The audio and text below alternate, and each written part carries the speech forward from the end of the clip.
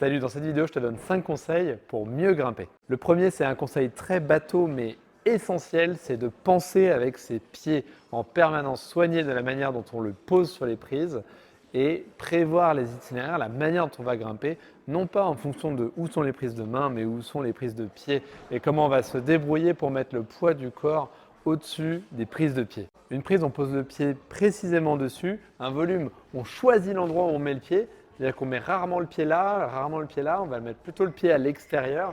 Et ce qui est super important, c'est d'être attentif à la manière dont on pose le pied, parce que c'est comme ça qu'on va savoir si ce qu'on a fait va permettre de pousser ou non. Est-ce qu'on a mis le pied précisément là où on veut? Est-ce qu'on va avoir suffisamment de force? Est-ce qu'on va avoir suffisamment d'adhérence à l'endroit où on l'a mis pour faire ce qu'on veut faire? Au début, on a tendance à poser le pied n'importe comment, mais c'est vraiment important de s'obliger à se dire, est-ce que je pose le pied correctement? La progression ensuite va être beaucoup plus rapide si déjà la base, c'est-à-dire le pose de pied, est maîtrisée. Deuxième conseil, et là on reste sur le thème des pieds, c'est que parfois on est mieux avec un seul pied pour s'équilibrer qu'avec deux. On a tendance à penser qu'on est mieux parce que quand on a les deux jambes, on est stable, et voilà, mais souvent en escalade, ça va créer des déséquilibres qui ne sont pas bons du tout.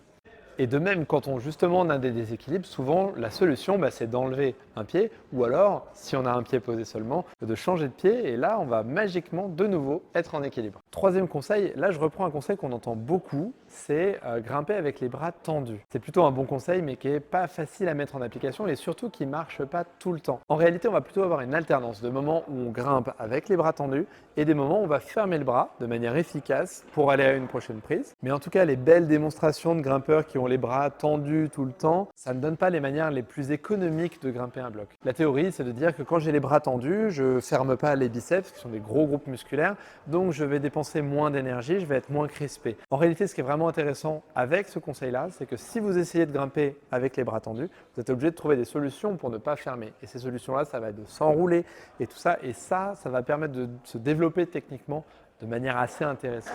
Mais le conseil tout seul, grimpe avec les bras tendus, non, c'est pas ça qui va vous rendre plus fort. Et surtout, la réalité, c'est qu'on va plutôt faire un mix entre les bras tendus justement et des moments de contraction un peu plus brefs que ceux qu'on peut voir chez le débutant qui va en effet avoir tendance à grimper avec les bras un peu comme ça. Quatrième conseil, mais qui va pas mal avec cette histoire de bras tendus, qui est de sortir de l'escalade de face. Au début, et c'est normal, on essaye de grimper sur le mur de manière un peu comme sur une échelle, comme ça.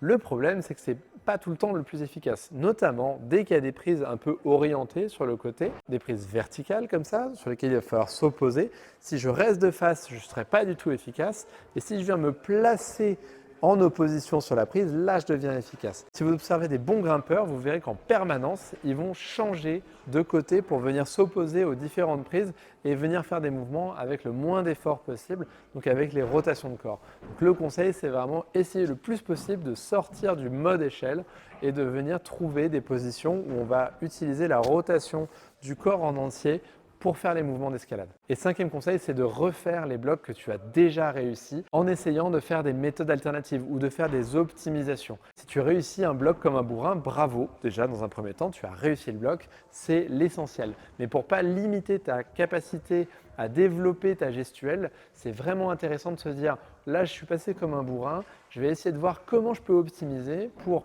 même dans ce bloc qui m'a paru pas très dur, essayer d'être plus technique. Les bons indices qui peuvent te faire comprendre que tu grimpes peut-être pas de la manière la plus efficace possible, c'est si tu fais des gros booms sur le mur avec tes pieds, si tu te retrouves souvent dans des positions qui te semblent très inconfortables.